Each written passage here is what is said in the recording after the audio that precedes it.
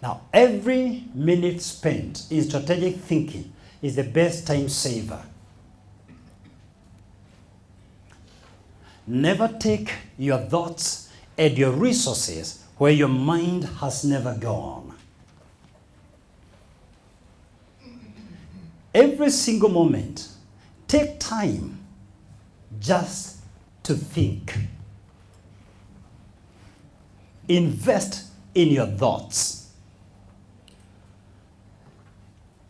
This will not just save your time, but I tell you this, both time, people, and money resources are limited, even for giant corporations. They are never in surplus. It is a strategic mind that optimizes these limited resources to their decided advantage. Number 2, why strategic thinking? Strategic thinking will help you make strategic moves. Strategic thinking will help you make strategic moves. Price cutting, putting your products on sale, is not a sustainable business strategy. You cannot undercut the way to prosperity. Eventually, it's not how competitive we are, but how different we are. It's not how better we are than competition, but how different we are. That's what we call differentiation. And I'll get into details about that this coming month.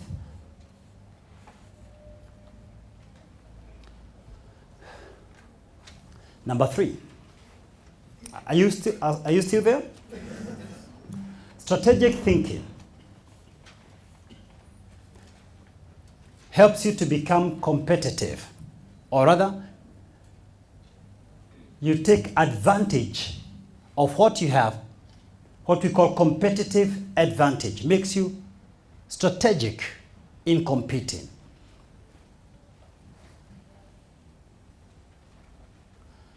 You know, in a way, business and success in life is like a game of chess, where the outcome, or rather winning, depends on the strategic moves of the chessmen, the chess pieces. Except that in real life, both sides do not start with equal number of chessmen. And the size of the chessboard keeps on changing if we take the chessboard to be the market size. But now, a strategic mind will understand their weaknesses and exploit the weaknesses of competition. They'll tilt the chessboard in their favor through product differentiation, service delivery, and the story they said in the marketplace. What we teach in Sense 101, personal and corporate branding.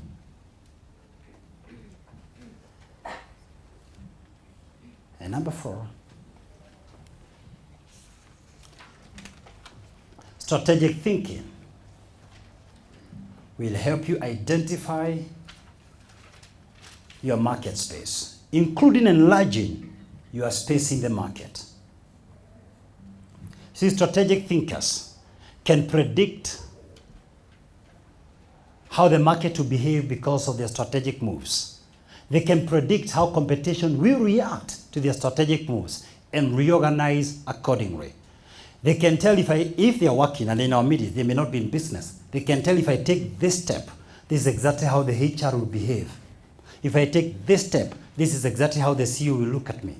And the reason I'm saying is this. You see, bootlicking, sycophancy, carrying the briefcase of your CEO, running personal errands for your boss, will just leave you a bitter girl, a bitter man, as the strategic mind fights its way to the top.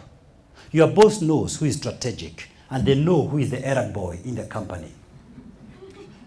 They draw the line between a real lady and the errand girl. Running personal errands for bosses is not strategic moves. It will leave you bitter as others find their way to the top. In fact, the fact that they're asking you for personal errands tells you how they are looking at you. They are seeing you at a very technical level. So if you've been going to the supermarket to buy personal stuff for your boss, Write it today. This is the end of the game. We will converge. We will be meeting with you up there. We'll be discussing. Let the brains be meeting. Let's meet at the creative realms, not at the errand level. Does that make sense? This is more interesting in church than in the corporate world because people continue carrying Bibles for pastors, believing you're tapping the anointing. Let me not get there. No. Let me not get there. I'm sorry. Let's go to number 3. The third item of our discussion. Are you there? Yeah? How to become a strategic thinker. How to become a strategic thinker. You know, the most annoying thing to be told where you work, be a strategic thinker.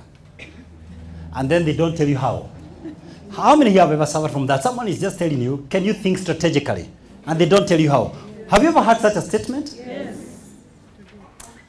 I'm God's messenger to tell you how. And I have a lot of respect for education, and I have seen some of my students who are here whom I've taught management courses in their master's degree. Don't mistake what I'm going to tell you right now. But you don't need an MBA to be a strategic thinker. These studies and strategic thinking are two different conversations. What I'm going to do right now, I'm going to share with you some 6 features of strategic thinkers. I will give you the assignment to identify the soft and technical skills in what I'm going to tell you in a moment and see how you're going to use what I'm going to share with you for you to become a strategic thinker. Deal? Yes. Number 1, strategic thinkers are incredibly perceptive. Strategic thinkers are incredibly perceptive. They hear what others do not hear. They observe and see what others cannot see. They'll be reading an article in a journal and pick a cue that other people who read the same article cannot pick. Clues and hints that are making meaning and sense in their craft. And the conviction is so deep. They resonate with it so deeply from their inside because their antenna is always up and tuned, because they are amazingly aware and perceptive of the issues around them and the environment around them. They can smell opportunities from a distance. Number 2, strategic thinkers are lifelong learners. Strategic thinkers are lifelong learners. They recognize that ideas change the world. They recognize that ideas have the capacity to take them to their next level. So they don't learn by impulse. They learn by purpose. They learn by design, by intentionality. They don't just have good intentions. They are intentional about their personal growth and development. At the meantime, minor thinkers are sporadic. They are emotional learners. They wait for extrinsic motivation for them to learn. Strategic thinkers, contrastingly, can see value from a distance and they know where to invest. I know some people in Sense 101 Life Club, both gender. The very first Friday of every month, come rain, come sunshine, their spouse knows this, their children know this, their business partners know this, that they're in this forum because they're able to see value from a distance. They have blocked it. At the meantime, we have minor thinkers who complain the traffic, the rains, and the 1,000 gate fee. Can you imagine what you're trading for it? What we are teaching you here for that 1,000 bob? What do you think they give us when you go to the corporate training? We are flying with the Rastas to Mombasa over the weekend to be training the same thing I'm training you here. I fly back on Monday. I'm not able to stay with him up to Tuesday. Then that Tuesday, we fly to the UK with Mercy until 4th of July. But on the weekend of 23rd, I'll fly to Germany and then go back to UK to train. Do you think I'm charging them 1,000 bob? See, strategic thinkers can see value from a distance. They invest in themselves. They know there is nothing valuable that is given for free. So they don't come here emotionally. They have picked their diary and blocked the first Friday of every month the whole year. They know it. They don't second guess. Because we do our assignment well, we don't disappoint. They are lifelong learners. They are not emotional learners. Number 3. Strategic thinkers take time off for themselves. Strategic thinkers take time off for themselves. This could be a simple walk in the park. This could be just seated in a serene environment in a hotel lobby with their pen and their notebook. The point is this: they get off the noisy world so that they can discern opportunities around them, so that they can concentrate. Because the quieter you are, the louder you hear, and the further you see. They don't just rise up in the morning helter-skelter. They take time off to reflect. I've told you 1,000,001 times about my major 5, and one of them is thinking every day. Today alone, I think on the lower side, I'll spend 6 hours alone, just reflecting and thinking. There's not a single statement I've said on this podium accidentally. I've thought through it over and over and over again. Are you with me? Yes. Number 4. Strategic thinkers are vision casters. Strategic thinkers are vision casters.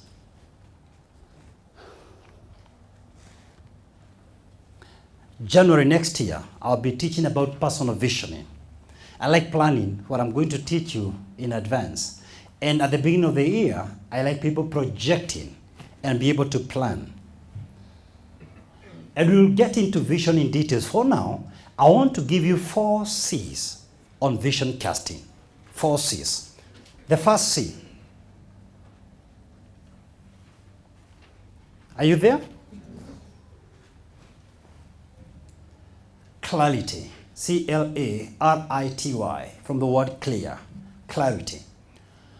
The vision must be clear to the vision bearer for him or her to be able to communicate the same to the beneficiaries. The second C. Concrete. Concrete. The vision must be tangible. You must feel it, you must see it, you must touch it. People can't buy something that they can't even see. It must have some substance. The third C. Concise. Concise. Less is more. Don't give people too much, but give them enough to understand the vision. What's concise? Concise means getting rid of the unnecessary so that the necessary may speak. Number 4, compelling. A vision must compel people into action. That means the visionary ought to take people to a desired better future, a future that they will not have gone on their own. Now, these 4 C's are the essence of vision casting and vision catching. Now, you need to understand this. In real life, people don't go looking for vision statements or reading them. If I ask right now, what is the vision of Sense 101? The odds are high, less than 10% can say it. People don't go looking for vision statements or reading them. They read it in people's lives. The authenticity of a vision are the beneficiaries of that vision. You see, it is people who are living episodes. It doesn't matter how good you're organizing your vision statement. Hear this. It boils down to one thing. It has to filter to the difference in people's lives as a result of that vision. Because that's how you know the vision is real. Changed lives. The transformation that is taking place in the lives of the beneficiaries authenticates the vision. So I say this strongly. Strategic thinkers are visionary. Number 5. Strategic thinkers identify strategic issues.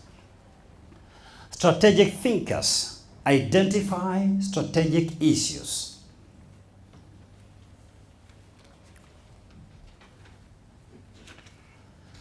Strategic thinkers are able to draw a line between processes and results. They are able to draw a line between motion and meaning.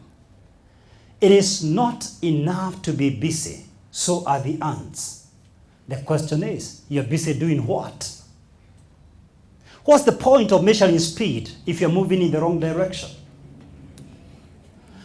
Widely recognized as the father of modern management, Peter Drucker puts it this way: there's nothing so useless as doing something efficiently that you should be doing in the first place. During World War II, Winston Churchill said, no matter how beautiful a strategy is, occasionally look at the results. In other words, what he was saying, work hard at something worth working for. So in strategic thinking, and I think you need to grasp this concept clearly, we start with the end in mind, then work backwards and check which business processes, which business systems will deliver the much desired results. Then we ask ourselves, is every single activity I'm doing heading to the desired end product, the ideal situation, also known as the vision? If not, that program has to cease. If the answer is yes, then that is strategic. Then you've got to implement it no matter the pain and the cost. The fact that the road is bumpy and stormy does not mean you're in the wrong direction. The fact that the vision looks too far doesn't mean that it will not come to pass. Don't shy away from a vision because it looks too far. Time will pass anyway. And don't confuse journey and the destination. The path is not the destination. It can get very rough. That doesn't question the authenticity of your vision. Make no mistake, I'm not trying to speak against business processes. It is business processes that deliver the much needed bottom line results. But the point is this: the journey is as important as the destination. In fact, in real sense and in strict sense, there is no such a thing as the destination. Strategic thinking is a lifetime commitment. You don't go to it, you grow through it. Number 6 and the last one. And my final point tonight. Strategic thinkers are executors. Strategic thinkers are executors.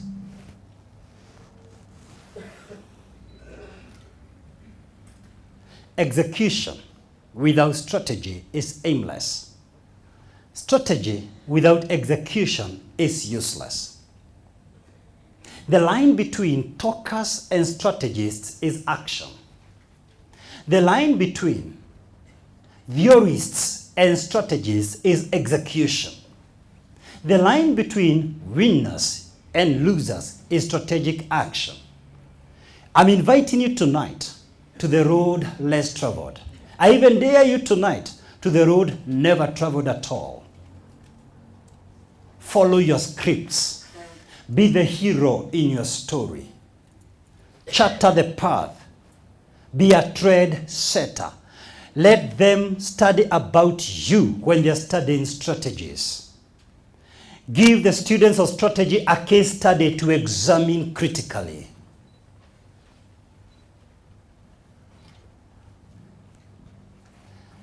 You see, I reiterate, you would rather be a hot mess of action than a perfectly organized coward. Now, here is why. Can I tell you why? When you are a messy guy in the action, there are many people who come to bring order in your life. But there is no single suggestion for anyone warming the couch.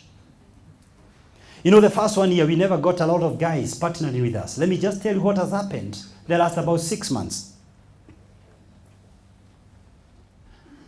Bonfire partnered with us to take us to Egypt, and they are taking a team from Sensor 101 to Singapore, Malaysia, and Kuala Lumpur. We are partnering with them. They have seen what we are doing. Kijiji Production partnered with us in online productions. Now our programs, online programs,